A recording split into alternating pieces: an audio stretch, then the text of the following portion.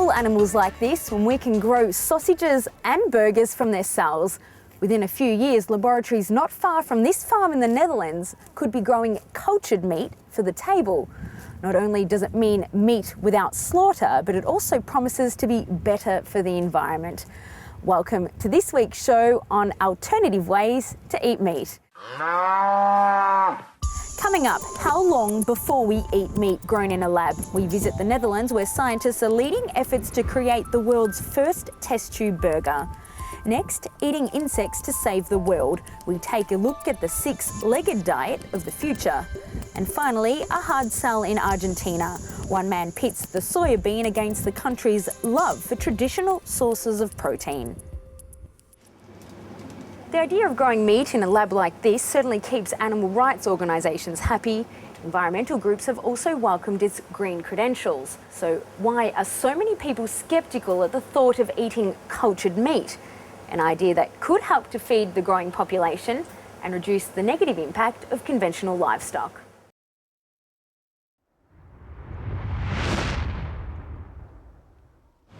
Is it time to meet your new meat? Synthetic muscle laid out on a plate. What I have here is a plate with 6 pieces of muscle tissue. So these have been grown before. It's early days, but the recipe has already been developed. Take a tissue sample from any animal, ideally a pig or a cow, extract the stem cells and soak them in a high-protein liquid. Grow them under tension to build up bulk. Finally, mince the new fibres into a steak. Admittedly, the last step is still being fine-tuned. For now, the result looks more like calamari, minus the taste. I think taste will come when we have myoglobin, hemoglobin, all those things. And those things are still what we need to make. There's many other factors to consider before this becomes an edible burger. For example, developing the texture of meat. Whether grown in a dish or attached to an animal, muscles need stimulation. Here, an electrical current, the equivalent of exercise in a lab. This setting is far from nature, but it's the environment it could eventually help.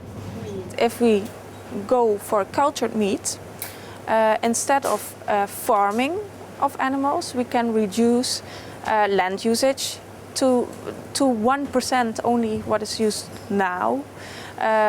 We can reduce the animal suffering, we can reduce methane gases, so greenhouse gases, CO2 production, all those things.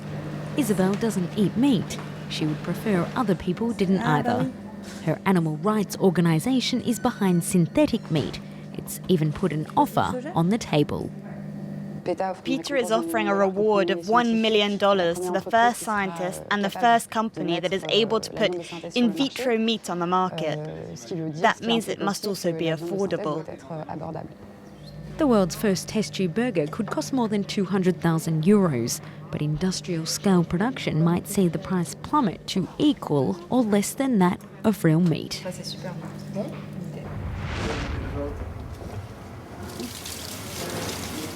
Welcome to the Hotel Rhine IJssel, a hospitality school in the Netherlands. I've joined a cooking class. Chef, can you tell me what is on the menu today? Quiche Lorraine. It's quiche Lorraine, but it's quiche Lorraine with a difference. The principal ingredient being bacon normally, but instead here we have a rather special edition, the mealworm.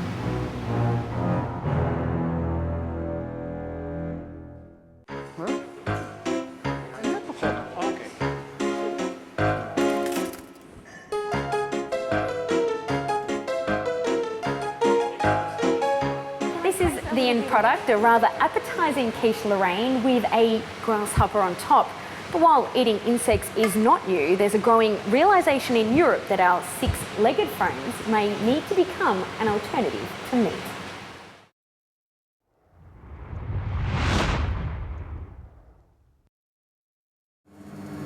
These are organic grasshoppers, better fed than the garden variety.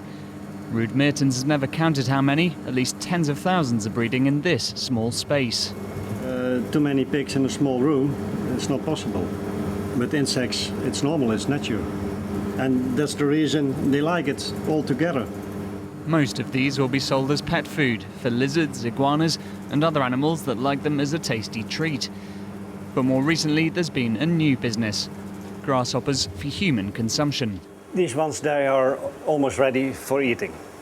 We sell them alive, and then they fry them dry and packing them, and then go to the Sligro.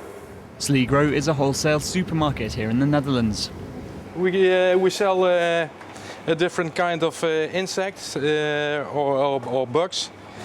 Ruud's dried grasshoppers are sold here alongside mealworms in a tub. But sales have so far been slow, and not just because of the price. Just the idea, I think, of the worms into my food, and no thank you. But insects do have a long list of selling points.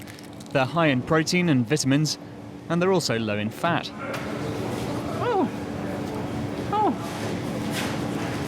Crunchy.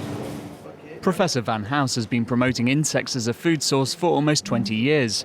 His team of entomologists claim that by the year 2020 in Europe, there won't be much of a choice. We are going into a meat crisis very soon, and that's because, let's say, the food prices are becoming so expensive that we need an alternative. It's already estimated that beef, that it will only be for the rich. I think insects are a very good alternative. Compared to conventional livestock, insects emit far less greenhouse gas. Cows are among the worst, pigs are somewhat better, and grasshoppers are by far the best.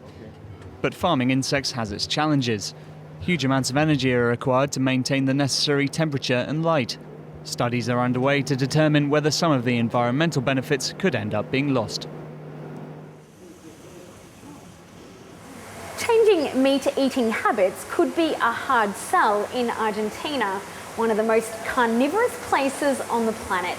But that's what one man is attempting to do, using the country's soybean production as a primary source of protein and introducing it in school canteens across the nation.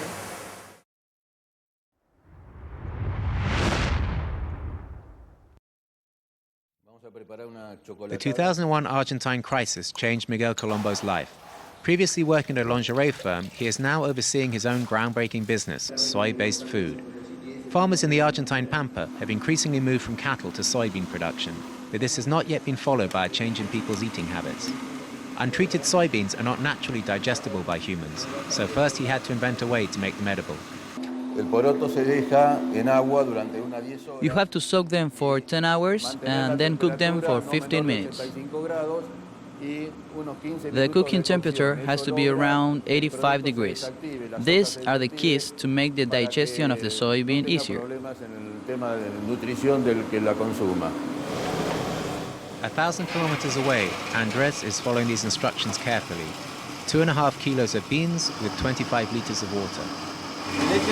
We'll get something like 25 liters of soya milk. In the kitchen, the machine got its own nickname, the mechanical cow. It produces a milk that contains 4% protein, slightly more than from a real cow. But it also produces pulp. Here we have what's called okara. This is what's left after the pureed soybeans have been filtered. It's like a paste, and you can make all kinds of food with it. Delicacies, mayonnaise, hamburgers. But they haven't all gone veggie yet. No, that's pork. For this agricultural high school, soy-based food is a great nutritious alternative. 100% vegetarian meal full of goodness and with 0 calories. A real change of diet. We've got 22 sows and 2 hogs here. We still make pork sausages, but when we first introduced the soybeans, it was groundbreaking. Now parents also ask for schnitzels at the school meetings. Soy schnitzels, of course. It looks like the addition of soy-based food has gone well. They like both, meat or soya. It's all the same to them. Everybody is happy with the new menu choices, but as ever, people still have their favorites. One's better than the other. But which is better, meat? Of course. Cuisine is ever evolving, and it appears that the time of the soy hamburger has come. By purchasing Miguel's $5,000 machine, this self-managed school has been able to halve the number of cows slaughtered per year from 20 to 10. Expanding the menu while tightening the belt, truly a winning recipe. And finally, if eating lab-grown meat or insects doesn't take your fancy, then there is one other option being developed in Japan. Mitsuyuki Ikeda at Okayama Laboratories is extracting the protein from human excrement, adding food colouring and a little soy to make a burger that apparently tastes like beef. The result is 63% protein and 1/4 carbohydrates. The researcher admits there's a psychological barrier to overcome before people start eating meat made from human faeces.